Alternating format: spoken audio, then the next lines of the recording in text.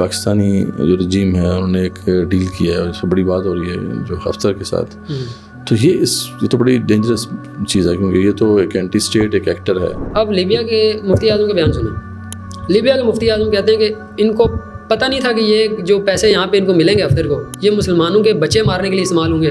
اتنے سخت الفاظ ہیں ان کے. ہماری جو رجیم ہے اس کا کچھ سمجھ نہیں آ رہا کہ یہ آخر کیوں یہ امریکی اسرائیلی ایک طرح سے لابی کے اندر انٹر ہوتے نظر آ رہے ہیں. اگر ابھی ان کے مذاکرات ہو گئے پروٹیسٹرز کے ساتھ تو پھر تو ٹھیک ہے, نہیں تو مجھے جو چیزیں آگے نظر آ رہی ہیں وہ بہت خطرناک چیزیں نظر آ رہی ہیں. بلڈ شیڈ ہونا ہے, سی والے معاملات ہو جانا ہے وہاں پہ, اور 2022 کے اندر جو چیز ہوئی تھی اس کی ریپیٹیشن ہو سکتی ہے اور شاید اس سے بھی آگے جائے. پاکستان کی رجیم کے پاس اب اور کوئی چارہ ہے نہیں, کیونکہ پاکستان کے اندر جو ہے اس وقت پولیٹیکل انریسٹ ہے, اور جس کی وجہ سے پھر جو انویسٹمنٹس ہیں باہر سے آ نہیں رہی ہیں, یہاں پہ جو انڈسٹریز ہیں وہ بند ہو رہی ہیں. تو اب رجیم جو ہے اس کو ریلائی کرنا پڑ رہا ہے کسی باہر کے فیکٹر کے اوپر کہ یار باہر سے کوئی ہمیں سپورٹ کرتے ہیں. کہ جو ان پاپولر حکومت ہوگی نا, اگر وہ جتنی مرضی کمپیٹنٹ ہو وہ ملک کو اس طریقے سے اچھے طریقے سے نہیں چلا سکتی. اور ایک پاپولر حکومت ہے وہ تھوڑی بہت ہی انکمپیٹنٹ بھی ہو وہ ملک پھر بھی چلا جائے گی. اس کا کانفلکٹ چل رہا ہے ویسٹرن سہارا کے اوپر بھی, موروکو کے ساتھ اس کے سارے مسئلے مسائل چل رہے ہیں, لیکن اس کے باوجود ان کی فارن پالیسی دیکھیں اور ہماری فارن پالیسی دیکھیں تو آپ زمین آسمان کا فرق اس میں پائیں گے.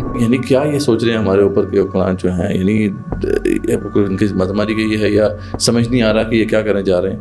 یہ مسئلہ وہی ہے یار, یہ کچھ چکا مارنے کے چکر میں ہے. بسم اللہ الرحمن الرحیم. Welcome to the new season of the revival experience. الحمدللہ آپ نے دیکھا ہے کہ تھوڑا سا سیٹ بھی ڈفرینٹ ہے اور ٹاپکس بھی تھوڑے سے ڈفرینٹ ہوں گے, اور آپ کو ویڈیو کوالٹی بھی بہتر ملے گی انشاءاللہ, بہتر آڈیو کوالٹی بھی آپ کو ملے گی. پہلا جو سیزن تھا اس میں آپ لوگوں کی سپورٹ کا بہت شکریہ. آپ لوگوں نے ہمارے پوڈ کاسٹ کو دیکھا بھی اور کمنٹس بھی کرتے رہے آپ لوگ. مختلف ٹاپکس پہ ہمارے یہ پوڈ کاسٹ تھے. ڈیفینیٹلی اگر آپ دی ریوائول جو ہماری مین آرگنائزیشن ہے اس کو آپ سمجھتے ہیں, اس کا جو ویژن مشن ہے, تو آپ کو سمجھ میں آ جائے گا کہ ڈفرینٹ جو اریناز آف ایکشن ہیں ان سے متعلق مختلف ایکسپرٹس کے ساتھ ہم نے یہ پوڈ کاسٹ کیے. اس کے علاوہ پھر جیو پولیٹیکل انالیسس میں ہم نے کیا, آئیڈیالوجیکل جو بھی اس حوالے سے ڈبیٹس تھیں, ڈسکشنز تھیں, ڈسکورسز تھے, ان پر ہم بات کرتے رہے. انشاءاللہ اس نئے سیزن میں ہم اور بہت کچھ اچھا آپ کے لے کر آئیں گے. آپ کی جو ویورشپ ہے اور آپ کے کمنٹس ہیں, آپ کا فیڈ بیک ہے, وہ ہمیں ملتے رہنا چاہیے تاکہ ہم اس کو بہتر سے بہتر کر سکیں. آپ کو بہتر ٹاپکس جو ہیں وہ ان پر ڈسکشنز انالیسس آپ کے سامنے رکھ سکیں, اور جو بھی اسلام کا ایک خاص ایک کانٹیکسٹ ہوتا ہے, اسلامک ویو پوائنٹ ہوتا ہے, وہ آپ کے سامنے رکھ سکیں. تو ضرور آپ کی جو سپورٹ ہے اس کا شکریہ بھی ادا ہم نے کرنا تھا, اور آگے بھی امید ہے کہ آپ کی سپورٹ جاری رہے گی. تو آج جو اس سیزن میں پہلا جو ہمارا ایپیسوڈ ہے اس میں ہم جیو پولیٹکس پر ہی بات کریں گے, اور ہمیشہ کی طرح ہمارے ساتھ جو ہیں فہد بھائی موجود ہیں جو ہمارے ریسرچ ڈپارٹمنٹ کے ممبر ہیں. پہلے بھی آپ لوگ جیو پولیٹیکل انالیسس کے حوالے سے ان کو جانتے ہیں. آج بہت سی جو نئی ڈیولپمنٹس ہیں اس پہ ہم نے بات کرنی ہے. جی پوری دنیا ایسا لگ رہا ہے جیسے کہ ایک ہلچل مچا دی گئی ہے پوری دنیا میں, اور شاید وہی اینڈ گیم جس کے بارے میں ہم پہلے بات کرتے ہیں کہ اسرائیل جو ہے وہ اپنی اب آخری گیم جو ہے وہ کھیل رہا ہے, اور اس نے جو ہے نا ہر طرف سے جو کہتے ہیں کہ پٹھے چک دیے ہیں, اور پوری دنیا میں ہمیں نظر آ رہا ہے کہ ان کی انوالومنٹ بھی ہے, اور ان کے جو بھی پھر ایلائز ہیں ان کی انوالومنٹ ہمیں نظر آ رہی ہے ہر قسم کے کانفلکٹ کے اندر. تو ہم نے آج ایک جو ہے اس کا اوور ویو لینا ہے کہ اس دنیا میں کیا ہو رہا ہے. سٹارٹ ہم دیں گے جو ہمارے ہمسائے کے اندر ہو رہا ہے, ایران, افغانستان, یہاں پہ کیا چیز چل رہی ہے. پھر آہستہ آہستہ جو باقی نئی ڈیولپمنٹس ہیں, بنگلہ دیش میں کیا ہو رہا ہے. پھر ہم نے ڈیفینیٹلی یہ جو لیبیا کے اندر ابھی ہوا ہے معاملہ اس میں ہم نے دیکھنا ہے. پھر صومالیہ کے اندر کیا ہو رہا ہے, سوڈان کے اندر کیا ہو رہا ہے. پھر ایون کہ افریقہ کے اندر ہم چلے جائیں ناردن سائڈ پہ, موراکو اور الجزائر جو ہے ان کے درمیان کیا کانفلکٹ چل رہا ہے. تو یہ سارے کانفلکٹس کو ہم نے ذرا دیکھنا ہے. جو گریٹ گیم کھیلی جا رہی ہے اس میں گریٹ پاورز کے درمیان, ان کو بھی ہم دیکھیں گے, لیکن سمجھنے کی کوشش کرنی ہے, ہم نے ڈاٹس کو کنیکٹ کرنے کی کوشش کرنی ہے کہ یہ سب کیوں ہو رہا ہے. اور اسپیشلی ہم دیکھتے ہیں کہ 2025 کے اینڈ میں بہت تیزی سے ڈیولپمنٹس ہونا شروع ہو گئی ہیں, اور یہ سب کہہ رہے ہیں کہ 2026 سے ایک بڑا اہم سال ہوگا اس حوالے سے کہ ہو سکتا ہے کہ یہ جو کانفلکٹ ہے یہ مزید ایسکلیٹ ہو اور کوئی بڑے کانفلکٹس جو ہیں وہ ہمارے سامنے انویل ہوتے نظر آ رہے ہیں. تو فہد بھائی آپ یہاں سے شروع کرتے ہیں کہ ہمارے ہمسائے میں ایران بھی ہے، افغانستان بھی ہے. پہلے وہاں سے شروع کریں کہ افغانستان کے ساتھ جو ہمارے معاملات چل رہے ہیں وہ کہاں تک پہنچے ہیں. حالات تو بڑے کشیدہ رہے ہیں پچھلے کچھ عرصے سے، تو کیا اس میں ہو رہا ہے؟ اور پھر ایران کی طرف ہم جاتے ہیں کہ ایران میں ابھی ہم دیکھتے ہیں کہ دسمبر میں 2025 میں بہت بڑے لیول پہ پروٹیسٹ شروع ہو گئے، اور وہ ان کو کون جو ہے سپورٹ کر رہا ہے اور وہ اس کی مین کاز کیا ہے. تو ذرا یہاں سے شروع کرتے ہیں، پھر آہستہ آہستہ ہم نیبرہڈ میں فردر جو ہے نا جاتے جائیں گے. جناب السلام علیکم. اچھا، سب سے پہلی جو چیز ہے کہ افغانستان اور پاکستان کے ریلیشنز تو الحمدللہ پہلے سے تھوڑے بہتر ہیں. اب جنگ کا ماحول نہیں ہے ویسا، کیونکہ TTP کے ابھی اس طرح سے حملے بھی نہیں ہیں اور BLA بھی تھوڑی ٹھنڈی پڑی ہوئی ہے. اچھا، پراکسیز جو ہیں وہ فی الحال تھوڑی سی ٹھنڈی، کیونکہ پہلے اس طرح ہوتا تھا کہ ہر دوسرے دن کچھ نہ کچھ واقعات ہوئے ہوتے ہیں. ابھی پچھلے دن کو ایک میجر شہید ہوئے ہیں ہمارے، لیکن ان کی البتہ ہم لوگ کی تعداد میں نا خاصی کمی آئی ہے. اور افغانستان کے ساتھ ہمارے ریلیشنز ابھی ویسے بحال نہیں ہوئے، لیکن کوئی جنگ کا ماحول بھی نہیں ہے. تو مطلب وہ اس طرح ایک اگر مگر والا ایک سینیریو بنا ہوا ہے. کوئی اس طرح کے کوئی بہت آگے آنے والے وقتوں میں بھی کوئی خاص طور پہ تو کوئی بہت اچھے تعلقات ہمیں نظر نہیں آ رہے. ہونے چاہیے، ضرور ہونے چاہیے، لیکن فی الحال ایسے اسی کیا وجہ بنی ہے یہ ابھی تھوڑا سا معاملہ تھما کیوں ہے؟ ہمیں دیکھیں پاکستان نے جو اسٹرائکس وغیرہ کی ہیں نا افغانستان کے اندر، یہ ساری بہت بڑا ایک پریشر کریٹ ہوا ہے افغانستان کے اوپر، اور اس کے بعد TTP کے اوپر بھی یہ ساری چیزیں. تو اس کے بعد پھر ایسے ایسے تھوڑی چیزیں ان کی کم ہوئی ہیں، اور پھر پاکستان فورسز نے بھی بڑی کارروائیاں کی ہیں بہت زیادہ بڑے لیول پہ. ان کی پاکٹس تھیں وہ ان کو جو ہے ختم کیا گیا ہے، ان کو بہت زیادہ ٹارگیٹ انہوں نے کیا، اور بارڈر کے اوپر زیادہ توجہ انہوں نے توجہ بیسیکلی تھوڑی فوج نے تھوڑا اپنے کام کو زیادہ سنبھالا ہے یہاں پہ. اچھا، ٹھیک ہے، تو وہ سنبھالنے کی وجہ سے بھی تو اچھی کاروائیاں انہوں نے کی ہیں وہاں پہ، اس وجہ سے تھوڑے سے حالات تھوڑے بہتر ہوئے ہیں. ابھی آگے چلتے ہیں تھوڑا ایران کی طرف. ایران کے اندر جو چیزیں ہیں، جو ڈیولپمنٹس ہوئی ہیں وہ بڑی حیران کن ہیں، اور بڑے معاملات گڑبڑ لگ رہے ہیں وہاں پہ. اصل میں وہ یہ تھا کہ 2022 کے اندر ایک عورت کا ایک واقعہ پیش آیا تھا، وہاں پہ اس کو مار دیا تھا انہوں نے، ایرانی فورسز نے، حجاب کے اوپر، اور یہ سارے معاملات ہوئے تھے. تو اس کے بعد ایک پروٹیسٹ پورے ایران کے اندر شروع ہو پڑے تھے اس میں، اور 2022 کے اندر تقریباً 550 لوگ ان کو مارنے پڑ گئے تھے. 550 بلڈ شیڈ ہوا تھا، بہت زیادہ بلڈ شیڈ ہوا تھا. 550 کے قریب انہوں نے لوگوں کا وہاں پہ قتل عام کیا، اور سارے معاملات ہوئے. اس کے بعد پھر آگے چلتے جائیں تو ابھی یہاں پہ جو معاملات ابھی جو شروع ہوئے ہیں ایران کے اندر، جو تازہ شروع ہوئے ہیں، یہ ہوئے ہیں بیسیکلی اکنامک کرائسس کے اوپر، کیونکہ ایران کا وہ گرتا جا رہا ہے، اور پیسے کی گرتے جا رہے ہیں، باقی بھی انفلیشن اسکائی ہائی چلی گئی ہے، وہاں بڑی ٹف حالات ہیں اس وقت، بہت برے حالات ہیں. اس کی وجوہات دیکھیں، سب سے پہلی وجہ سینکشنز، یہ سب سے بڑی وجہ ہے. اور دوسری وجہ یہ ہے کہ اب اس کی دشمنیاں اتنے بڑے اسرائیل کے ساتھ، امریکہ کے ساتھ، یہ دشمنیاں، یہ ساری چیزیں ہیں. پھر بیچ میں پراکسی وار کو بھی انہوں نے فنڈنگ وہاں پہ بھی کرنا، تو زیادہ تر پیسہ ان کے ڈیفینس میں لگتا ہے. ایون پاکستان سے زیادہ ڈیفینس بجٹ ہے ایران کا. ایران کے تقریباً $13.5 ارب کے قریب ہے، 13-13.5 ارب کے قریب ایران کے، پاکستان کے 8.5 کے قریب. بات ہے وہ ایک بڑی گیم کا کھلاڑی بننے کا ان کا ایک پلان تھا، تو یہ پھر بعض کا نقصان بھی ہو جاتا ہے. تو انہوں نے وہ اکانومی پہ زیادہ اچھا انفراسٹرکچر ابھی بھی ان کا کافی حد تک پاکستان سے بہتر ہے. تہران کا بھی آپ کمپیریزن نہیں کر سکتے اسلام آباد کا یا کراچی کے ساتھ، اس میں کوئی شک نہیں ہے، ان کا بہت بہتر ہے، اور پھر وہاں پہ گورننس بھی بہت بہتر ہے، بہت بہتر ہے. لیکن ڈیفینیٹلی جب آپ کے اوپر اتنی سینکشن لگ جائیں گی، اور پھر آپ ایک مطلب اتنے بڑے کانفلکٹ میں چلے جائیں گے میجر پاورز کے ساتھ، تو پھر تو یعنی حالات تو خراب ہونے ہیں. تو اسی وجہ سے پھر وہاں پہ وہ پورے ملک کے اندر وہاں پہ پروٹیسٹ اسٹارٹ ہوئے ہیں. اب اس میں ایک اور کچھ جیو پولیٹیکل پہلوس اگر ہم اس کو دیکھیں نا، ایران کا فورن منسٹر تھا غالباً، اس نے ابھی پرسوں ٹویٹ کیا. اس نے ٹویٹ کرنے کے اندر وہاں پہ اس نے وہ پرانا جھنڈا جو تھا ایران کا، جو پہلے جو ہوا کرتا تھا رضا شاہ پہلوی کے دور میں، وہ جھنڈے کی تصویر لگائی ہے اوپر، ہیش ٹیگ اس نے اپنا یوز کیا، اور سارے معاملات. تو اسرائیل کے دیکھیں، میں پہلے بھی ہم نے ایران اسرائیل وار کے اندر جب انہوں نے ڈسکشن کی تھی، تو 3 چیزیں تھیں. سب سے پہلی چیز تھی کہ وہ ان کے نیوکلیئر کے جو معاملات تھے اس کو ڈیمولش کرنا چاہتا تھا اسرائیل. دوسری وجہ تھی اس کا جو ملٹری کا انفراسٹرکچر ہے، ان کے ریڈارز وغیرہ ہیں، ان ساروں کو تباہ کرنا. اور تیسری بہت بڑی وجہ تھی رجیم چینج کرنا. رجیم چینج نہیں کر پائے وہ، پہلے دونوں چیزوں میں کامیاب ہوئے. تیسری چیز میں اس وقت بھی جب 2022 میں آپ بتا رہے ہیں، تو رجیم چینج کا ہی جو ہے نا رولا مچایا ہوا تھا، ایسے ہی. لیکن وہ کس طریقے سے وہاں کی جو رجیم ہے اس نے کنٹرول کر لیا. لیکن اب جو ہے یہ جو پروٹیسٹ ہیں یہ زیادہ وائلنٹ لگ رہے ہیں اور زیادہ بڑے پیمانے پہ، مطلب ان کی سارے میجر جو سٹیز ہیں، تہران، شیراز، مطلب سب جگہ پہ بڑی تعداد میں لوگ نکل رہے ہیں اکراس ایران یہ سارے معاملات ہو رہے ہیں. اور ابھی اس میں مسئلہ یہ ہے کہ اگر ابھی ان کے مذاکرات ہو گئے پروٹیسٹرز کے ساتھ تو پھر تو ٹھیک ہے، نہیں تو مجھے جو چیزیں آگے نظر آ رہی ہیں وہ بہت خطرناک چیزیں نظر آ رہی ہیں. بلڈ شیڈ ہونا ہے، سی والے معاملات ہو جانا ہے وہاں پہ، اور 2022 کے اندر جو چیز ہوئی تھی اس کی ریپیٹیشن ہو سکتی ہے اور شاید اس سے بھی آگے جائے گی اگر ان کو مذاکرات میں کامیابی نہ حاصل ہوئی. فی الحال ابھی 2 سے 3 لوگوں کی ہلاکت کا وہاں پہ اطلاعات آئی ہیں، لیکن ابھی اتنا کوئی بڑے لیول کے اوپر میس کلنگز وغیرہ اس طرح کے معاملات نہیں ہوئے کہ حکومت کی طرف سے بہت بڑا کریک ڈاؤن ہوا. واٹر کینن کا استعمال ہوا اور اس طرح کی چیزیں کچھ ہوئی ہیں. لیکن اگر یہ چیزیں مذاکرات سے حل نہ ہوئی تو یہ چیزیں بہت آگے جائیں گی پھر. اور یہاں پہ ایرانی رجیم کو دیکھنا چاہیے. اچھا اس میں ایک اور بڑی وجہ بھی ہے کہ آپ دیکھیں 2022 کے اندر جب وہ سارا معاملہ ہوا حجاب والا، تو اس کے بعد لوگوں نے اب وہاں پہ خود زبردستی لوگوں نے حجاب اتارنا عورتوں نے حجاب اتارنا شروع کر دیا، ویڈیوز وغیرہ بنانا شروع کر دی. تو چیزیں ان کے ہاتھ کنٹرول سے حکومت کی نکلی ہیں وہاں پہ کافی زیادہ، کیونکہ حجاب جو ہے مینڈیٹری ہے وہاں پہ، ان کے لا کے اندر ہے یہ.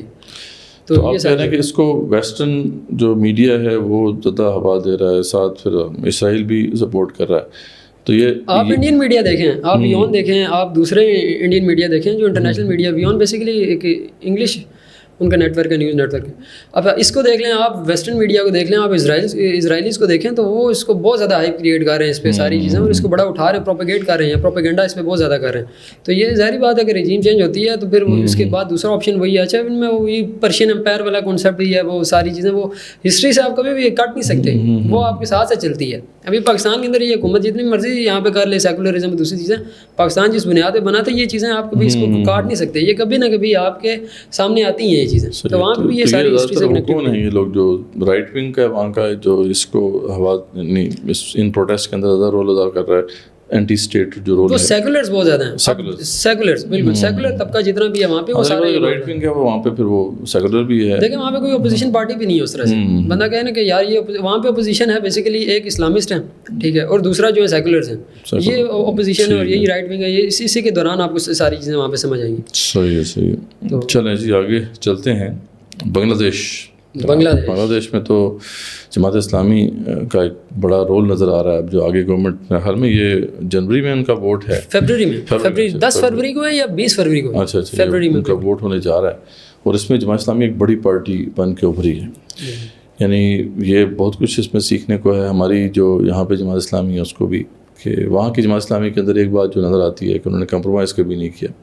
ہمیشہ انہوں نے اپنے اصولوں پر کھڑے ہو کے دکھایا، اور اس پہ پھر ان کو بہت زیادہ پھر اسٹیٹ ریپریشن بھی سہنا پڑا. ان کے لیڈرز جو ہیں ان کو پھانسی چڑھایا گیا، شہید کیا گیا. لیکن آج دیکھیں کہ جو حق پر جو کھڑا ہونا ہوتا ہے اور ڈٹ جانا ہوتا ہے اس کا پھر فائدہ ہوتا ہے، لانگ ٹرم میں فائدہ ہوتا ہے. تو آج دیکھیں کہ ان کا کتنا ایک بڑا انفلوئنس ہے وہاں پہ. تو وہاں پہ پہلے بھی ہم دیکھ رہے تھے کہ بی این پی جو ہے، بی این پی کے ساتھ ان کا بڑا اچھا ایک الائنس رہا ہے پہلے. تو ابھی وہاں پہ کیا ہو رہا ہے؟ پچھلے دنوں جو ہے کافی وہاں پہ ایک وہ طالب علم لیڈر جو ہے وہ بھی مطلب شہید ہو گیا تھا. تو یہ کیا چل رہا ہے وہاں پہ ابھی؟ یہ بی این پی کے ساتھ ان کا کوئی ابھی بھی الائنس ہے جماعت اسلامی کا، یا یہ اب جماعت اسلامی انڈیپینڈنٹلی اب وہ کھڑے ہو رہے ہیں؟ بیسیکلی 4 طرح سے آپ وہاں پہ دیکھیں. سب سے پہلی جو سب سے بڑی جو پارٹی آ رہی ہے نا فی الحال جتنے بھی سرویز آ رہے ہیں وہ بی این پی آ رہی ہے. خالدہ ضیاء کا بیٹا ملک میں واپس آیا، اور خالدہ ضیاء بھی فوت ہو گئی ہیں، اللہ پاک ان کی مغفرت فرمائے کچھ دن پہلے. تو اس کے بعد دوسری جو پارٹی جو ابھر کے نظر آ رہی ہے دوسرے نمبر پہ جو ابھی فی الحال جتنے سرویز ہوئے ہیں وہ جماعت اسلامی آ رہی ہے. اچھا، جماعت اسلامی بڑی تیز سے اوپر آ رہی ہے. تیسری جو پارٹی وہاں پہ آ رہی ہے وہ ایک جو جین زی ہے، انہوں نے ایک اپنی پارٹی وہاں پہ بنائی ہے، اسٹوڈنٹس نے انہوں نے اپنی پارٹی وہاں پہ بنائی ہے.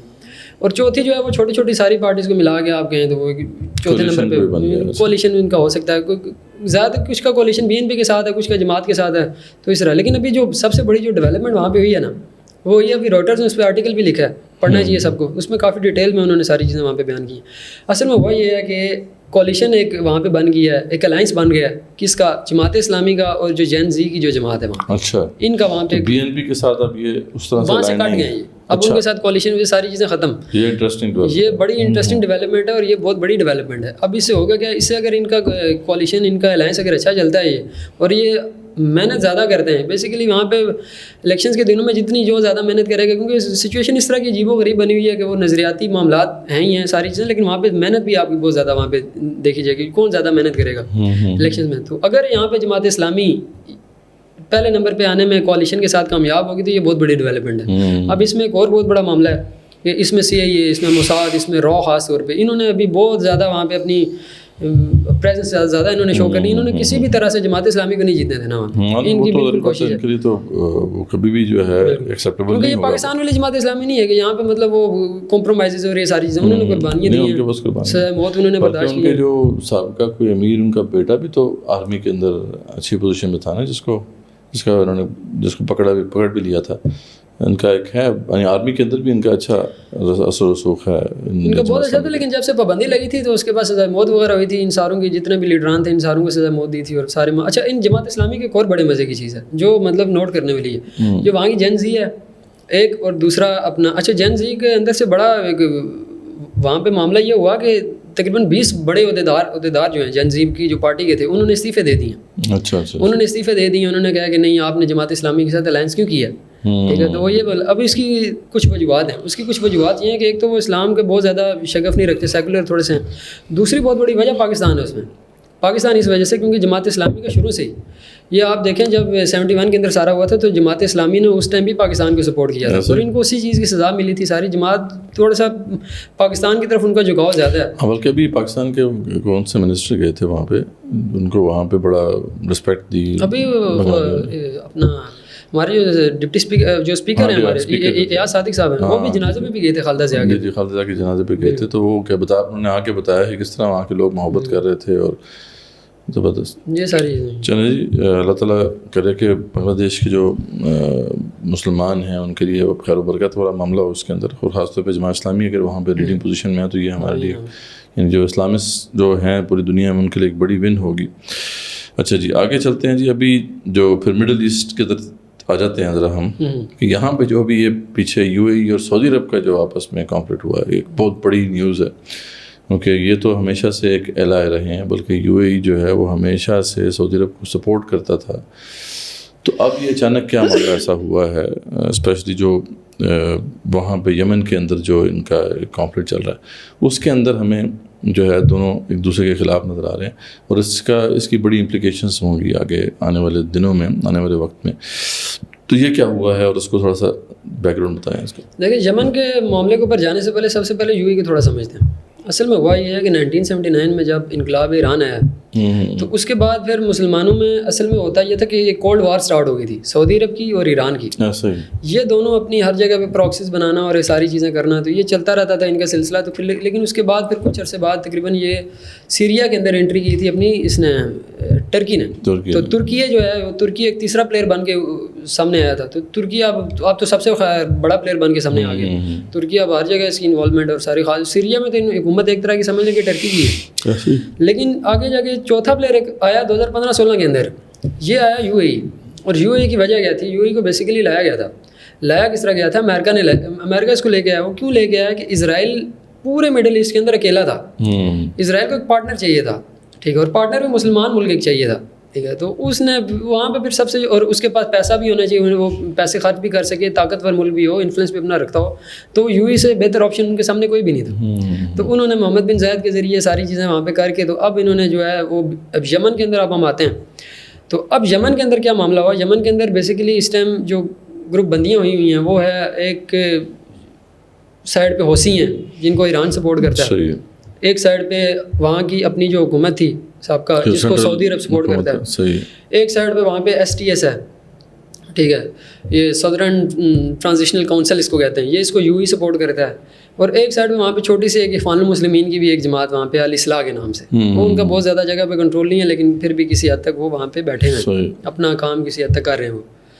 اچھا ہوا یہ ہے کہ اب معاملہ یہ تھا کہ جو UAE اور سعودی عرب یہ پہلے الائنس کا کرنے کے بعد نا یمن کے اندر کودے تھے حوثیوں کے خلاف, لیکن معاملہ کچھ اس طریقے کا ہو گیا ہے وہاں پہ کہ اب سعودی عرب نے اور اپنی حکومت کو سپورٹ کرنا شروع کیا, لیکن یو اے ای نے وہاں سے ہٹتے ہٹتے سودرن سائڈ سے پہلے گلف آف ایڈن کے پاس کے علاقوں میں آئے, ٹھیک ہے, جہاں سے ان کے پاس وہ ساری ایکسیس ان کے پاس آ گئی, پورٹس وغیرہ پہ انہوں نے قبضہ وغیرہ کیا ایس ٹی ایس نے. پھر وہاں سے کرتے کرتے یہ سعودی عرب کے بارڈر کے پاس آ گئے. اچھا, تو پھر یہاں سے سعودی عرب کو اپنا خطرہ محسوس ہوا کہ یہ یہاں پہ کدھر آ رہے ہیں. تو اس وجہ سے پھر سعودی عرب نے بمبارمنٹ وہاں پہ کی ان کے پورٹ کے پاس, جو سارا جو شپمنٹ وغیرہ ان کی آ رہی تھی, جو اسلحہ سارا آ رہا تھا یو اے سے. اور انہوں نے یہ کہا ہے نا کہ جو بندرگاہ پہ انہوں نے حملہ کیا کہ وہاں پہ جو جہاز ہیں وہ ان کو سپورٹ کر رہے ہیں ایس ٹی سی. تو یہاں پہ وہ سارا معاملہ انہوں نے اس طرح کیا. تو پھر ان کے آپس, اور پھر انہوں نے 24 گھنٹے کا الٹیمیٹم دے دیا سعودی عرب نے, یمن کی حکومت نے اور سعودی عرب نے بیسیکلی انہوں نے 24 گھنٹے کا الٹیمیٹم دیا کہ جتنی بھی یہاں پہ یو اے کی فورسز ہیں وہ ساری یہاں سے نکل جائیں. اور یہ 4 گھنٹے بعد انہوں نے اناؤنسمنٹ کر دی کہ ٹھیک ہے ہم وہاں سے نکل رہے ہیں. تو اصل میں اب یہاں پہ ان کا کانفلکٹ آپس میں سٹارٹ ہوا. اور پھر اس کی ایک اور وجہ بھی ہے سعودی عرب کا یو اے کی. دیکھیں 3 ملک ہیں بہت بڑے وہاں پہ, ایک قطر ہے, ایک سعودی عرب اور ایک یو اے ہے. ان کے آپس میں پورٹس کے سارے معاملات چلتے ہیں اور دوسری تیسری ساری چیزیں آپس میں چلتی ہیں. ان کے اکانومی کے آپس میں بڑے ہوتے ہیں کہ کون زیادہ تگڑی طاقت بن کے اٹھ گا. پہلے یہ تھا کہ صرف اور صرف یو ہی ہوا کرتا تھا, دبئی ابو دھابی شارجہ یہ سارے ہوا کرتے تھے. لیکن اب اس کے بعد جب سے نیوم سٹی اور یہ سارے پروجیکٹس انہوں نے اسٹارٹ کیے, سیکولرزم بڑھایا انہوں نے, تو لوگوں نے یو اے کی بجائے سعودی عرب کو بھی رخ کرنا شروع کر دیا. قطر نے ورلڈ کپ وغیرہ کروایا, تو پھر وہاں سے اصل میں یہ معاملہ سارا اکانومی کا بھی وہاں سے چلتا ہوا آ رہا ہے. ٹھیک ہے, یہ جیو اکنامکس کا یہاں پہ ایک سارا پہلو وہاں پہ جوڑا جا سکتا ہے اس حوالے سے. یہ بھی ایک بہت بڑی وجہ تھی. تو جب بھی 2 طاقتور ہوتے ہیں ان کے آپس میں ویسے ہی کلیشز ہوتے ہیں. محمد بن زائد اور محمد بن سلمان اور سارے. پھر محمد بن سلمان کے آنے سے پالیسی بھی ان کی کافی زیادہ چینج ہوئی تھی. ہاں نہیں, محمد سلمان کے آنے کے بعد جو ہے یہ ایک ریجنل پلیئر کے طور پہ جو ہے اپنے آپ کو ریکگنائز کروانا چاہتے ہیں. اور اس سے پہلے ہم دیکھتے ہیں کہ یو اے ہی ہر جگہ پہ انفلوئنشل تھا, انٹرنیشنل فورم پہ بھی, ریجنل فورم پہ بھی.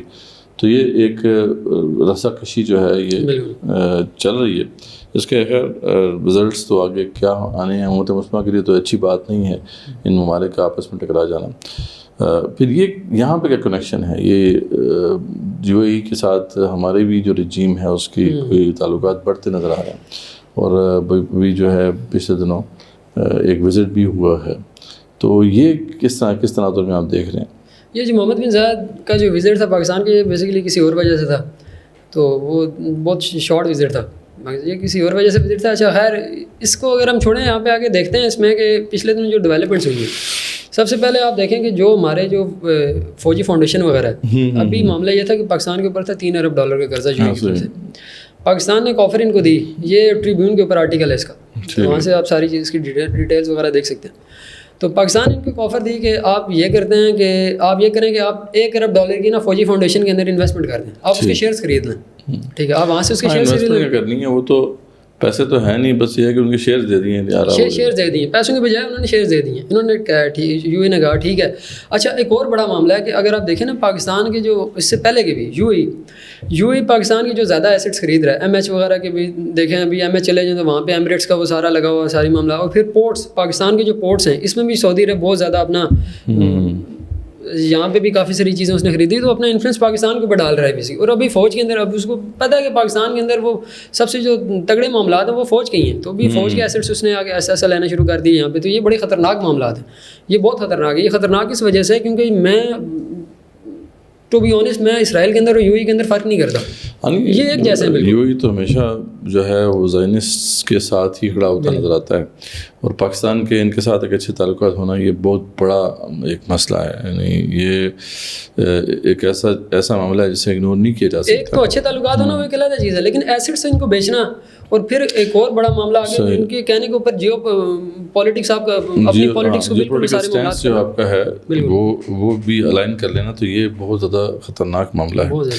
یہ شاید وہ جو پچھلے کچھ عرصے سے ہمارے امریکہ کے ساتھ کچھ اچھے تعلقات ہوئے ہیں, سو کالڈ اچھے تعلقات ہیں, لیکن یہ ہے کہ وہ اس کا شاید یہ شاخسانہ نظر آ رہا ہے کہ جب امریکہ ساتھ آئے گا تو اسرائیل بھی ساتھ آئے گا. اور پھر وہ جو باتیں ہوتی رہی ہیں کہ یار اسرائیل کو تسلیم کرنے کے حوالے سے ہماری رجیم تو اس کو ڈینائی کرتی رہی ہے, لیکن رجیم سے تعلق رکھنے والے بڑے کی پلیئرز جو ہیں وہ اس کے اشارے بھی دیتے رہے ہیں. تو اس میں کوئی دال میں کالا تو اچھا خاصا ہے بہت زیادہ. تو ٹھیک ہے جی, چلیں جی آگے جو ہے چلتے ہیں. یہ جو صومالیہ میں جو معاملہ ہو رہا ہے ابھی ہم دیکھتے ہیں کہ جو صومالی لینڈ ہے اس کو ریکگنائز کر لیا اسرائیل نے, یہ دسمبر میں ہوا ہے. یہاں پہ آپ کیا کرنے جا رہے ہیں؟ صومالیہ کے اندر دیکھیں, صومالیہ کے اندر اس ٹائم جو سب سے کی پلیئر جو تھا نا وہ تھا ٹرکی. ٹرکی کے صومالیہ کے ساتھ انتہا کے اچھے تعلقات ہیں, اور اس کی ایک بہت بڑی وجہ یہ بھی دیکھ لیں کہ جس دن اسرائیل نے اعلان کیا نا کہ ہم ریکگنائز کرنے جا رہے ہیں صومالی لینڈ کو, تو اس کے ایک دن بعد جو ہے وہ ایک یا دو دن بعد صومالیہ کے پریزیڈنٹ کا دورہ ہوا تھا ٹرکی کا, اور انہوں نے جوائنٹ پریس کانفرنس بھی کیا اور بڑے سخت الفاظ استعمال کیے انہوں نے, اور 3 بڑے پروجیکٹس کا بھی انہوں نے اعلان کیا وہاں پہ. تو deep sea oil and gas کی ڈرلنگ کے لیے ٹرکی 4تھے نمبر پہ چلا گیا دنیا میں اس میں. تو اب وہاں پہ ٹرکی ایک شپ جو ہے ان کے لیے بھیج رہا ہے صومالیہ کے لیے. پھر اس کے بعد ٹرکی اپنا دنیا میں 8 ایسی جگہیں ہیں جہاں پہ آپ کے یہ جو اسپیس کے پروگرامز ہوتے ہیں نا, جو راکٹس وغیرہ لانچ ہوتے ہیں, تو 8 دنیا میں ایسی جگہیں ہیں جو سب سے آئیڈیل ہیں. اس میں صومالیہ میں ایک جگہ بھی ہے. اچھا جی, صومالیہ وہاں پہ ایک جگہ بنتی ہے. تو بیرختر جو ہے, سلجوق بیرختر, اس کی اپنی کمپنی ہے فرگانی ہے ایرو اسپیس. اس نے سلجوق نے اور ان کی جو ایرو اسپیس کی جو ان کی منسٹری ہے ان ساروں نے وہاں پہ جا کے ایک باقاعدہ ایک بیس قائم کر رہے ہیں ایرو اسپیس کی, سائبر اسپیس کی ایک بیس وہاں پہ قائم کرنے جا رہی ہیں. اور اس پہ ابھی پچھلے دن ان کا بیان بھی آیا ٹرکی کے منسٹر کا کہ اس کے اوپر ساری چیزیں ہو چکی ہیں اور اس پہ کنسٹرکشن سٹارٹ ہو چکی ہے. تو یہ بھی بہت بڑی. پھر ایک بیس ملٹری بیس بھی ہے ٹرکی کی وہاں پہ. تو ٹرکی کی وہاں پہ بہت زیادہ پریزنس ہے صومالیہ کے اندر. اب صومالیہ کے اندر معاملہ کیا ہوا ہے, صومالیہ بیسیکلی 3 حصوں میں ڈیوائڈ ہوا ہوا ہے. اب 2 کہہ لیں اس کو, 2 اس میں سے ایک صومالیہ خود ہے, ایک درمیان میں ایک پنٹ لینڈ کا ایک علاقہ ہے. پنٹ لینڈ کی ایک آزاد ریاست ہے ایک طرح کی. آپ اس کی مثال اس طرح لے سکتے ہیں جس طرح گلگت بلتستان اور AJ کے جو ہے پاکستان کا کشمیر ہو گیا, یہ اس طریقے سے. اب پھر وہاں کے ساتھ ایک علاقہ ہے اس کو کہتے ہیں صومالی لینڈ. اب صومالی لینڈ کا کیا معاملہ ہے, صومالی لینڈ بھی مسلمانوں کی اکثریت ہے وہاں پہ بھی, لیکن وہ صومالی لینڈ کیونکہ وہ ایک بڑی اسٹریٹجک لوکیشن ہے اس کی, وہ باب المندب کے بالکل ساتھ کر کے اور سارے ریڈ سی کے وہ سارے معاملات ہیں وہاں پہ. تو اب وہاں پہ ہوا یہ ہے کہ صومالی لینڈ کو آج تک کسی نے ریکگنائز نہیں تھا کیا. صرف دنیا میں ایک ملک ہے جس اسرائیل, اس نے اس کو ریکگنائز کیا. لیکن ریکگنائز کرنے سے تقریباً 1 مہینے پہلے تک ویسٹرن میڈیا کے اوپر اور آگے پیچھے آرٹیکلز وغیرہ چھپنا شروع ہو گئے تھے اس چیز کے کہ یہ کرنے جا رہا ہے. اور اس کے پیچھے ان کی ڈیل ہوئی ہے, اور ڈیل یہ ہوئی ہے کہ وہاں پہ ایک باقاعدہ ایک ملٹری بیس قائم کرے گا اور ایک نیول بیس قائم کرے گا. اسرائیل وہاں پہ قائم کرنے جا رہا ہے. تو اب وہاں پہ ہوگا یہ جو انفلوئنس ہے اس کو روکنے کے لیے اب یہ موو ساری کر. اس کی وجہ ہے نا کیونکہ وہاں سے جو دیکھیں نا وہ جو راستہ ہے نا باب المندب کا, وہ ایک ایسا چوک پوائنٹ ہے, ٹھیک ہے, جہاں سے حوثیوں نے حملے بار انہوں نے تقریباً 1800 کے قریب حملے کیے ہیں یمنی حوثیوں نے وہاں پہ, ٹھیک ہے, اور انہوں نے بلینز آف ڈالر کا نقصان دیا ہے امریکہ کو, اس کے اسرائیل کو سب سے, کیونکہ دیکھیں اسرائیل کا سارا روٹ وہ بنتا ہے, ان کو گھوم کے جانا پڑتا ہے, وہ ساری چیزیں بہت مہنگی پڑتی ہیں ان کو. تو اب یہ وہاں پہ بیٹھنا چاہ رہے ہیں. اب ہوا مسئلہ یہ ہے کہ بیچ میں ایک اور پنگا ہو گیا. ایک اور پنگا یہ ہوا ہے کہ جو صومالی لینڈ کا علاقہ ہے نا, صومالی لینڈ کے علاقے کو تو کہتے ہیں کہ یہ سارا کا سارا ہمارا ہے, لیکن صومالی لینڈ کا جو 45% ایریا ایسا ہے جو جس کے ابھی بھی جو ہے نا وہ صومالیہ کے پاس اس کی ایکسیس ہے, وہ صومالیہ اس کو کنٹرول کرتا ہے. وہاں پہ ایک ایریا ایسا ہے جس کے اندر پچھلے دنوں خبریں چل رہی تھی, یہ کافی زیادہ اپنے عرب میڈیا کے اندر یہ خبریں آئی ہیں, اور ترکیہ کے اندر بھی اپنے بھی صحافی ہیں, انہوں نے بھی یہ چیز کا اشارہ دیا کہ ترکیہ بیسیکلی وہاں پہ بھی ایک ملٹری بیس قائم کرنے جا رہا ہے صومالیہ کی مدد سے. اور یہ یہاں پہ ایک ملٹری بیس ان کی, اور کوئی چند 100 کلومیٹر دور یا چند کلومیٹر دور کے فاصلے کے اوپر ایک اسرائیلی بیس ہے, ان کا آپس میں بڑا کلیش وہاں پہ ہونے جا رہا ہے. یہ ایک بیٹل گراؤنڈ بننے جا رہا ہے ترکیہ ورسز اسرائیل کا. تو یہ بڑی ضروری چیز ہے. پھر ایک اور اس میں معاملہ کہ یو ای جو ہے نا, یو ای آپ آگے جا کے دیکھیں گے ابھی تو انہوں نے اعلان سرسری طور پہ بھی انہوں نے اعلان نہیں کیا, بلکہ دنیا کے ہر مسلمان ملک نے اس کو کنڈم کیا سوائے یو ای کے, ٹھیک ہے. تو یو ای یہاں پہ بھی جو ہے نا اس کو سپورٹ کرنے جا رہا ہے اسرائیل کو, یہ صومالی لینڈ والے سارے. اچھا چلو جی, یہ بھی ایک انٹرسٹنگ ڈیولپمنٹ ہے.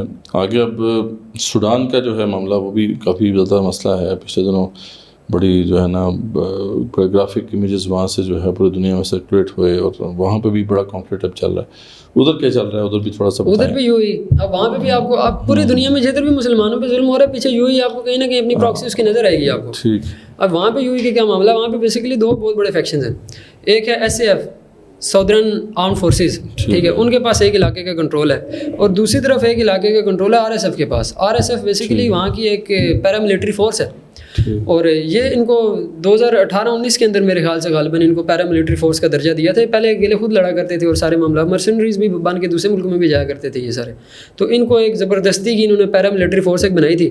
اب وہاں پہ یہ پہلے شروع میں جب انہوں نے تختہ الٹا تھا تو اب اس کے بعد یہ اکٹھے ہوا کرتے تھے، لیکن اس کے 2022 کے اندر غالباً ان کا آپس میں اختلاف ہوتا ہے، اور اختلاف ہونے کے بعد RSF علیحدہ ہو جاتی ہے، SAF علیحدہ ہو جاتی ہے. اچھا SAF جو ہے وہ پھر بھی ایک پروفیشنل فورس ہے، وہ مطلب عام پبلک کے اوپر کوئی اس طرح کے معاملات نہیں، اٹراسٹیز جو اس طرح کی جو اس نے کی ہیں RSF نے، یہ اس طرح کے معاملہ SAF نہیں کرتی.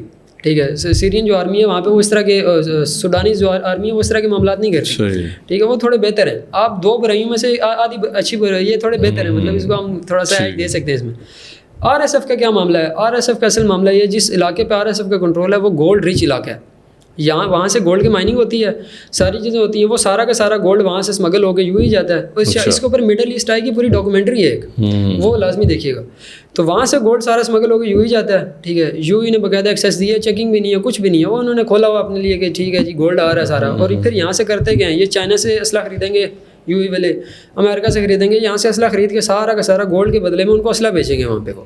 ٹھیک ہے، گولڈ سے یہ ٹریڈ کر رہے ہیں اسلحے کی وہاں پہ، اور پھر وہاں پہ وہ سارا کا سارا جینوسائڈ ہو رہا ہے. تقریباً 1.5 لاکھ کے قریب مسلمان وہاں پہ شہید ہو چکے ہیں. ٹھیک ہے، یہ غزہ سے بھی زیادہ وہاں پہ، یہ وہاں پہ بہت بڑا المیہ ہے.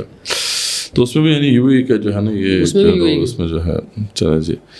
اچھا، یہ جو ابھی لیبیا میں پاکستانی جو رجیم ہے انہوں نے ایک ڈیل کیا ہے اور اس پہ بڑی بات ہو رہی ہے جو حفتر کے ساتھ، تو یہ تو بڑی ڈینجرس چیز ہے، کیونکہ یہ تو ایک اینٹی اسٹیٹ ایک ایکٹر ہے، اور وہاں کی جو سینٹرل جو بھی رجیم ہے اس کے خلاف ایک فیکشن ہے. تو آخر یہ پاکستان کو کرنے کی کیا ضرورت تھی؟ تو اور اس کے پیچھے کیا امپلیکیشنس ہوں گی آگے، یعنی اس سے آگے کیا امپیکٹس پڑیں گے؟ دیکھیں، اس میں سب سے پہلے تو جو مسئلہ ہے نا وہ پڑے گا پاکستان اور ترکی کے تعلقات کے اوپر، کیونکہ جو دوسرا جو فیکشن ہے نا اس کے حفتر کے علاوہ، جو دوسرا جو فیکشن ہے جو وہاں کی لیجیٹیمیٹ حکومت بھی ہے، جس کو UN ریکگنائزڈ حکومت ہے وہ. ٹھیک ہے، یہ اس کو کوئی ریکگنائز نہیں کرتا. حفتر کو بھی، البتہ آپ کو میں ایک اور مزے کی چیز بتاؤں، حفتر کو بھی UAE سپورٹ کرتا ہے. اچھا، ٹھیک ہے، حفتر کو بھی UAE سپورٹ کرتا ہے. شروع میں اس کو ایجپٹ بھی سپورٹ کیا کرتا تھا، لیکن بعد میں سوڈان کے معاملات کی وجہ سے UAE نے اور انہوں نے سپورٹ کرنا اس کو چھوڑ دیا تھا، اس کو سپورٹ کرنا چھوڑ دیا تھا حفتر کی پارٹی کو. مصر وغیرہ نے، CC وغیرہ نے بھی، مطلب CC جیسے بندے کو بھی غیرت آ گئی تھی یہاں پہ. اب کرتے کیا ہیں حفتر، یہ یہاں پہ حفتر کے پاس جو علاقہ ہے نا وہ بنغازی کا علاقہ ہے. بنغازی کا جو علاقہ ہے وہاں پہ پورٹ ہے بنغازی کا، اور وہاں پہ آئل کی بہت ہی وسیع پیمانے پہ وہاں پہ ذخائر ہیں، اور یہ ڈیلی بیسس کے اوپر وہاں پہ تیل بیچتے ہیں اور بڑا پیسہ کماتے ہیں. اور پھر تقریباً 10 ارب ڈالر، 8 سے 10 ارب ڈالر کے قریب جو ان کے ایسٹس اس کے تھے فریز ہوئے تھے قذافی کے تقریباً 200 ارب ڈالر کے قریب کے ایسٹس ہے. وہ مطلب یہ دنیا میں سب سے امیر لوگوں میں سے ایک تھا. مرنے کے بعد 200 ارب ڈالر کے ایسٹس ہے، وہ ساری باتیں فریز کر دی ہیں انہوں نے. لیکن 8 سے 10 ارب ڈالر کے ایسٹ جو ہیں وہ امریکہ نے اس کو ڈی فریز کر کے ان کو واپس اس کو دیے ہیں حفتر کی فیملی کو. حفتر کی پوری فیملی ہے، صدام حفتر بیٹا ہوا آگے پیچھے سارے ان کے پوری فیملی، ان کو دیے ہیں. انہوں نے وہاں پہ ظلم کرنا شروع کر دیا لیبیا کے اندر بھی، اور پھر انہوں نے وہاں سے پیسے دینا شروع کر دیے RSF کو بھی. اور پھر RSF اور حفتر کی جو ہے ان کا آپس میں کولیشن ہے ایک طرح کا. ٹھیک ہے، اب ہوگا کیا، اب معاملہ یہ ہوگا کہ لیبیا کے مفتی اعظم ہیں، لیبیا کے مفتی اعظم نے پچھلے دنوں ایک بیان دیا ہے پاکستان کے جو 4 ارب ڈالر کی ڈیل، جو پہلے وہ پاکستان آئے لیبیا والے اور پھر اور حفتر کی فیملی، اور پھر یہاں سے عاصم منیر صاحب اٹھ کے بنغازی چلے گئے. ٹھیک ہے، وہ وہاں پہ ان کو بڑا پروٹوکول دیا اور سارے انہوں نے 4 ارب ڈالر کی ڈیل کی ہے. روٹرز کی خبر بھی آگے پیچھے کافی سارے یہ ساری خبریں آئی ہیں. 4 ارب ڈالر کی اب ان کے ساتھ ڈیل. اب لیبیا کے مفتی اعظم کا بیان سنیں. لیبیا کے مفتی اعظم کہتے ہیں کہ ان کو پتہ نہیں تھا کہ یہ جو پیسے یہاں پہ ان کو ملیں گے حفتر کو، یہ مسلمانوں کے بچے مارنے کے لیے استعمال ہوں گے. اتنے سخت الفاظ ہیں ان کے. ان کا ہے کہ یہ چھوٹے تو نہیں ہیں، مطلب ان کو یہ ساری چیزوں کی سمجھ ہے اور ان کو یہ سارا کچھ پتہ تھا. اور انہوں نے یہ تو ہماری جو رجیم ہے اس کا کچھ سمجھ نہیں آ رہا کہ یہ آخر کیوں یہ امریکی اسرائیلی ایک طرح سے لابی کے اندر انٹر ہوتے نظر آ رہے ہیں.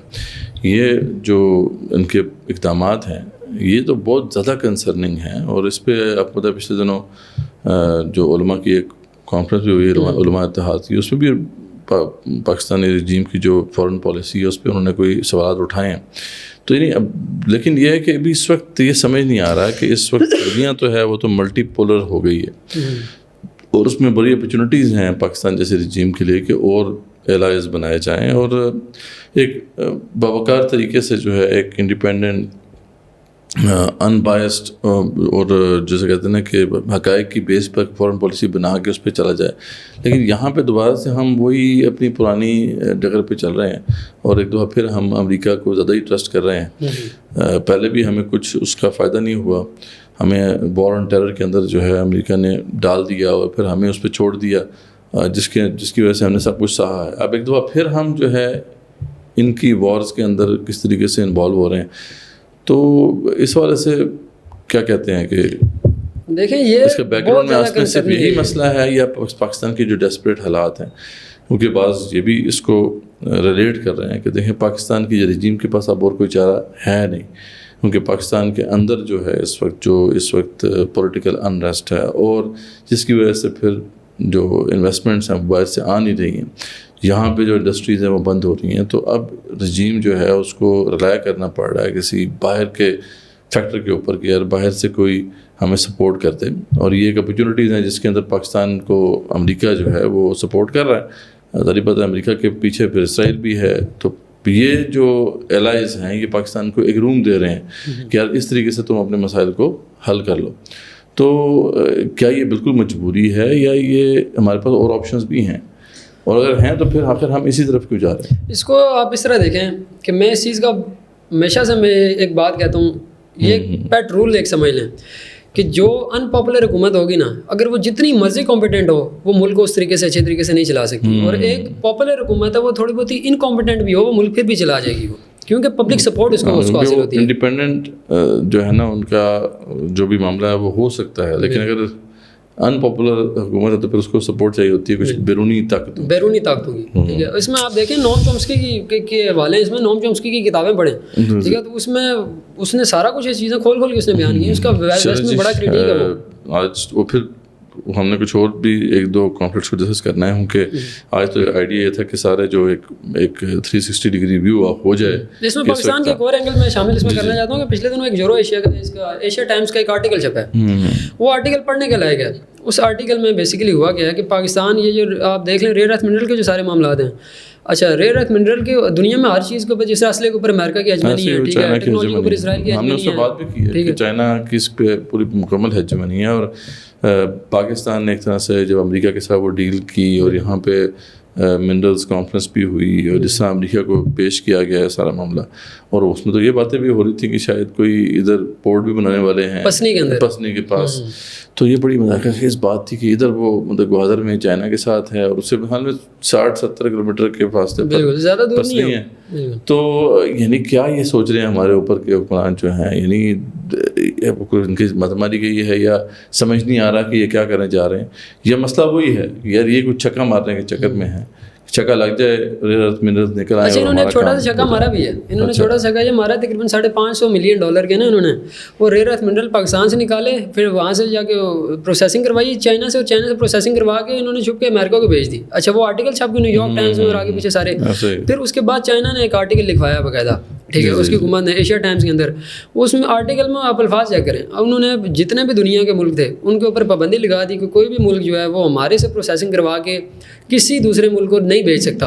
آپ اس کے لیے لائسنس چاہیے، لیکن انہوں نے خاص پاکستان کا نام لیا، انہوں نے دنیا کے کسی ملک کا نام نہیں لیا، پاکستان کو انہوں نے خاص نام لیا. نہیں تو یہ چھکے کا خیر مارنے کی نوبت کیوں پیش آ رہی ہے کہ چائنا ہماری سپورٹ نہیں کرتا اس طریقے سے؟ چائنا جو ہے اس کے بارے میں تو ہمیں پہلے بھی پتہ ہے کہ وہ ایک پیسو سپورٹر ہے، یعنی جب بھی کسی کو سپورٹ دیتا ہے تو پیسولی سپورٹ کرتا ہے. ہاں جیسا اٹیک ہو گیا انڈیا کا تو چائنا نے سپورٹ کر دی، لیکن وہ ایکٹیولی جو ہے سپورٹ نہیں کرتا. تو لیکن امریکنز کے بارے میں یہ ہے کہ وہ آپ کو موقع دیتے ہیں، وہ رجیم چینج کر کے بھی دیتے ہیں اور رجیم کو چلا کے بھی دیتے ہیں. جی تو یہ ایک اپرچونیٹی تو ہے. آپ کیا کریں؟ یعنی دیکھیں نا ہماری رجیم جو ہے، اب ہم اگر ان کی طرف سے دیکھیں تو اس وقت حالات تو یہاں پہ کچھ چل نہیں رہے. یعنی جو بھی سلسلہ تھا ایس آئی ایف یو بنایا گیا وہ تاکہ کچھ یہاں پہ FDI آئے وہ بڑا، لیکن کچھ نہیں ہوا. جو ہماری اپنی جو انڈسٹریز ہیں وہ بند ہو رہی ہیں. تو اس سچویشن کے اندر تو پھر چکا ہی مارنا پڑے گا نا، تو ورنہ تو کام نہیں چلے گا. نہیں میں اس میں ایک اور چیز کا قائل ہوں کہ کبھی بھی کبھی بھی کسی چیز کا انالیسس کرنا چاہیے نا تو اس میں کمپیریزن لازمی کرنا چاہیے. میں یہاں پہ ایک چھوٹا سا آپ کو کمپیریزن کر کے بتاتا ہوں. الجیریا ملک ہے، ہم سے زیادہ کمزور ہے، ساری چیزیں $25 ارب اس کا ڈیفینس بجٹ ہے، ہمارے سے بہت زیادہ ہے. ہمارا 8.5 ہے، اس کا $25 ارب کا ڈیفینس بجٹ ہے. اس کا کانفلکٹ چل رہا ہے ویسٹرن سہارا کے اوپر بھی، موروکو کے ساتھ اس کے سارے مسئلے مسائل چل رہے ہیں. لیکن اس کے باوجود ان کی فارن پالیسی دیکھیں اور ہماری فارن پالیسی دیکھیں تو آپ زمین آسمان کا فرق اس میں پائیں گے. الجیریا جیسا ملک جو اتنا کمزور ملک، وہ ساری چیزیں کرنے کے باوجود برداشت بھی کر رہا ہے، وہ ملک کو بھی لے کے جا رہا ہے. وہاں کی حکومت بھی جینوئن حکومت ہے، وہ ساری چیزیں وہ ویسٹ کے پرو بھی نہیں ہے. انہوں نے پچھلے دنوں ایک باقاعدہ ان کی پارلیمنٹ نے ایک بل پاس کیا کہ فرانس کے کولونیل سسٹم کے خلاف انہوں نے کہا جب یہ 64 کے اندر آزاد ہوئے تھے میرے خیال سے انہوں نے کہا کہ انہوں نے غلط کیا تھا, یہ ہم سے معافی بھی مانگے اور ہمیں کمپنسیٹ بھی کریں اس حوالے سے. انہوں نے باقاعدہ سارے معاملات کیے اور انہوں نے پھر یو این نے پچھلے دنوں ویسٹرن سہارا کے کانفلکٹ کے اوپر, موروکو اور الجیریا کے ویسٹرن سہارا پہ بہت بڑا کانفلکٹ ہے, ٹھیک ہے, وہ بڑے ذخائر ہیں وہاں پہ ساری چیزیں.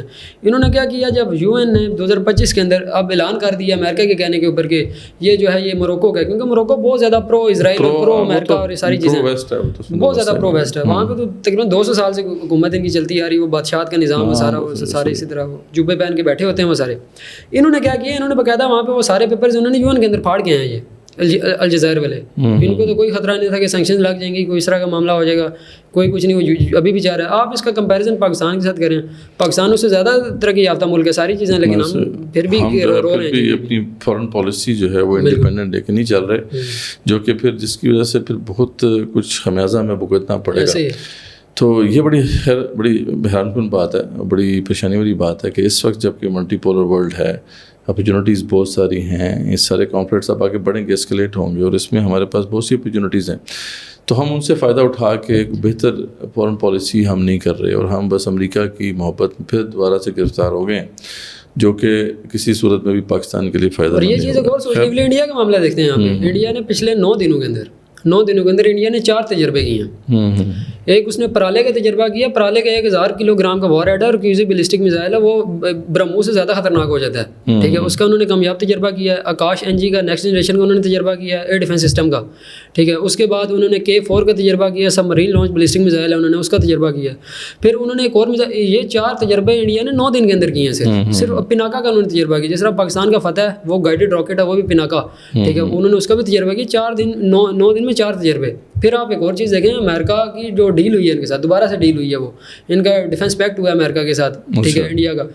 آپ دیکھیں امریکہ کا ہر اچھی چیز, ٹھیک ہے, آپ ان کا گلوب ماسٹر دیکھیں, ٹھیک ہے, وہ امریکہ نے انڈیا کو دیا ہوا ہے. آپ ان کے چینوکس دیکھیں, وہ امریکہ نے انڈیا کو دیے ہوئے ہیں. آپ M777 دیکھیں, وہ امریکہ نے دیے ہوئے ہیں ان کو. مطلب یہ پورا پلان تھا بھائی میں امریکہ کا اور اسرائیل کا, ان کے ساتھ مل کے پاکستان کو اچھے خاصے طریقے سے جو ہے نا ٹھوکنے کا پلان تھا. لیکن یہ ہے کہ ان کو سمجھ نہیں آ رہی کہ جس چائنا نے ان کو سپورٹ کیا, وہ مطلب اس کا تو بالکل ہی سائڈ پہ ہم نے چھوڑ کے, اور ہم پھر دوبارہ سے محبتیں کرنے چلے گئے امریکہ کے ساتھ. اصل چکر وہ یہ چھکا لگ جائے بس, اصل چکر رجیم بچانے کے. دیکھیں میں آپ کو اس چیز میں ہمیشہ سے قائل ہوں کہ میں نے وہی والی بات ہے, جو ان پاپولر حکومت ہوتی ہے اس کو کہیں نہ کہیں ان کی سپورٹ چاہیے ہوگی, وہ اس کے بغیر چلا ہی نہیں سکتی ہے, ٹھیک ہے. یہ ساری چیزیں اس طرح نہیں ہوتی ہے. وہی میں اب امید گل صاحب والی بات, دوسری طرف ہم نکل جائیں گے تو اس چیز کو پھر یہیں پہ چھوڑ دیں. لیکن یہ ساری چیزیں سمجھنے کی ضرورت ہے کہ ان پاپولر حکومت کبھی بھی آپ 20 سال لگا لیں یہاں پہ, آپ ملک کو اس طریقے سے نہیں چلا سکتے کبھی. ہاں نہیں, وہ تو خیر ہر طرف سے سپورٹ جو ہے اس رجیم کی اب ختم ہوتی نظر آ رہی ہے. عوام نے تو ویسے ہی چھوڑ دیا, بزنس کمیونٹی پورے طریقے سے بفری ہوئی ہے, کوئی بھی ٹرسٹ نہیں کر رہا. ریمیٹنسز بھی جو ہے نا وہ اب بہت کم ہو گئی ہیں. پہلے تو تھوڑا معاملہ تھا ٹرسٹ کا, لیکن وہ بھی اب کم ہو رہی. تو اس سارے سینیریو کے اندر بہرحال اب ہم سوچنا پڑے گا ہمارے رجیم کو کہ یار کوئی ہم یا تو کوئی یہاں پہ جو بھی سویلین کوئی فورسز ہیں ان کے ساتھ کوئی ڈیل کریں, کوئی یہاں پہ بھی کوئی پاپولر حکومت کے ساتھ وہ آئیں تاکہ کچھ انٹرنل اسٹرینگتھ پیدا ہو. اور دوسرا یہ ہے کہ جو اس وقت چائنا ہے یا دیگر جو اور پلیئرز ہیں ان کے ساتھ مل کے کچھ نئی پالیسی کو شیپ کیا جائے. امریکہ جو ہے اس کا جو بھی معاملہ ہے وہ شارٹ ٹرم ہی ہے, لانگ ٹرم کبھی وہ فائدہ مند نہیں ہوتا. امریکہ جس کی بھی مدد کرتا ہے, جس سے بھی دوستی کرتا ہے, اس کا برا ہی حال ہوتا ہے. تو یہ ہمیں سوچنا چاہیے. ہوپ فلی جو ہمارے اوپر کے لوگ بیٹھے ہوئے ہیں, ہم فیس پہ جو لوگ بیٹھے ہوئے ہیں وہ اس پہ سوچ رہے ہیں. تو الحمدللہ جی ہم نے کافی حد تک کور کر لیا. ویسے میں اس میں ایک اور مثال دیتا ہوں, آپ اس میں ایک اور کمپیریزن کریں. برکینا فاسو دنیا میں سب سے زیادہ ٹیررزم برکینا فاسو میں دوسرے نمبر پہ پاکستان ہے. برکینا فاسو کے اندر ایک کیپٹن ہے ابراہیم ترورے اس کا نام ہے, وہ آتا ہے, وہ حکومت کرتا ہے. اس نے $16 ارب کے قریب کا اس نے سونا بیچا ہے, اور اس نے 3 دن پہلے اناؤنسمنٹ اس بندے نے کی ہے کہ آج کے بعد یہاں پہ کوئی بھی امریکن آ کے نہیں, امریکہ کو ویزا دینے اس نے بند کر دیا. وہ تو کمال کر دیا جی, کمال کیا اس بندے نے, بہت زبردست ایک ایگزامپل ہے. تو بہت کچھ کیا جا سکتا ہے. کلیکٹیو ول جو قوم کی ول ہوتی ہے وہ میٹر کرتی ہے, لیکن کلیکٹیو ول کنسنسس سے بلڈ ہوتی ہے, ریکنسیلیشن سے بلڈ ہوتی ہے, کانفلکٹ سے بلڈ نہیں ہوتی. لڑائی کر کے ہر کسی سے لڑائی کر کے تو بلڈ نہیں ہوتی. اور پھر اگر اسی طریقے سے ہم نے چلنا ہے تو پھر آگے آنے والا جو زمانہ ہے وہ تو جنگوں کا زمانہ ہے، ٹھیک ہے. تو اس میں پھر ہم کیسے سروائیو کریں گے جب ہم اپنے نیبرہڈ میں لڑائیاں مول لے لیں گے، مطلب جو جن کے ساتھ ہماری لڑائی نہیں ہونی چاہیے ادھر بھی ہم صرف امریکہ کہنے پہ اور کچھ ان کے انٹرسٹ کے چکر میں، تو ادھر جو ہے ہم کچھ معاملات بھی ٹھیک نہیں کریں گے تو آگے پھر کیسے جائیں گے. تو یہ چیزیں ہیں جی. امید ہے آج کا ایپیسوڈ جو ہے آپ کو پسند آیا ہوگا. ہم نے کوشش کی، کافی عرصہ ہوا تھا کہ جیو پولیٹکس پہ ہم نے زیادہ ڈسکشن نہیں کی تھی، لیکن بہت سارے کانفلکٹس ہیں جن کو دیکھنا ہے، جن پہ نظر رکھنی ضروری ہے. اسرائیل اپنی ایک آخری موو کر رہا ہے، اس کو پتہ ہے کہ اس کے پاس ابھی آخری چانس ہے. جو اس نے ٹیکس جوڈائے کا جو ایک ان کا پلان ہے کہ گریٹر اسرائیل بنانا ہے اور اس کو ایک ورلڈ پاور کے طور پہ جو ہے منوانا ہے، تو اس طرف یہ اب موو ہونے شروع ہو گئی ہے. ابھی آپ کو پتہ چلا ہے پچھلے دنوں انویڈیا نے یہ اعلان کیا ہے کہ وہ اپنے کچھ ڈیٹا سینٹرز جو ہیں وہ اسرائیل کے اندر موو کریں گے. آنے والے وقتوں میں ہو سکتا ہے کہ جو بگ ٹیک ہماری جو بھی کمپنیاں ہیں وہ اپنے بہت سے ایسیٹس وہ اسرائیل کی طرف موو کریں. تو دس از گوئنگ ٹو ہیپن، نظر یہی آ رہا ہے کیونکہ یہ پورا ریجن، پورا ایریا جو ہے یہ کانفلکٹس کے اندر آ جائے گا. انشاءاللہ اس پہ ہم نے اسلامک ورلڈ جو مسلم ورلڈ ہے اس کو زیادہ کور کیا ہے آج کے ایپیسوڈ میں. انشاءاللہ جو آنے والے ایپیسوڈز ہوں گے اس میں ہم اوور آل جو ہے جو بگ گیم ہے چائنا یو ایس اے اور پھر اس کے بعد رشیا اور یو ایس اے کے درمیان جو ایک بڑی گیم چل رہی ہے اس کو بھی ہم دیکھیں گے. لیکن ہم نے سوچا کہ اس دفعہ جو ہے جو مسلم ورلڈ میں جو کچھ ہو رہا ہے وہ آپ کے سامنے آئے اور کس طریقے سے جو ہے مسلم ورلڈ کو ایک کانفلکٹس کے اندر جو ہے ڈالا جائے. اور انشاءاللہ آگے بھی لے کے آتے رہیں گے، کوسوو کو ڈسکس کریں گے، بوسنیا کو ڈسکس کریں گے، کافی ساری آپس میں لڑا کر اور آپس میں خانہ جنگی کی صورت میں ڈال کر وہ اپنے مقاصد، اپنے جو بھی long term short term goals ہیں وہ پورا کرنا چاہتے ہیں. وہی ہوپ کہ ہماری رجیم اس کو سمجھ لے گی، ان سب ڈیزائنس کو، اور ایک بہتر فارن پالیسی کو لے کے کھڑی ہوگی. نیکسٹ ایپیسوڈ تک کے لیے اجازت. اپنے کمنٹس ضرور دیجیے گا، اپنے فیڈ بیک ضرور دیجیے گا. انشاءاللہ یہ نیا سیزن ہے، اس میں بہت سی چیزیں ہم نے اور ڈسکس کرنی ہیں. انشاءاللہ اس کا فارمیٹ بھی تھوڑا سا چینج ہوگا، ڈفرینٹ ہوگا. آج تو ہم نے اسی پرانے فارمیٹ پہ کیا ہے، لیکن آگے آنے والے ایپیسوڈس میں آپ اس کے فارمیٹ میں بھی چینج دیکھیں گے. تو اپنے اس حوالے سے بھی فیڈ بیک ضرور دیجیے گا. جزاکم اللہ خیر.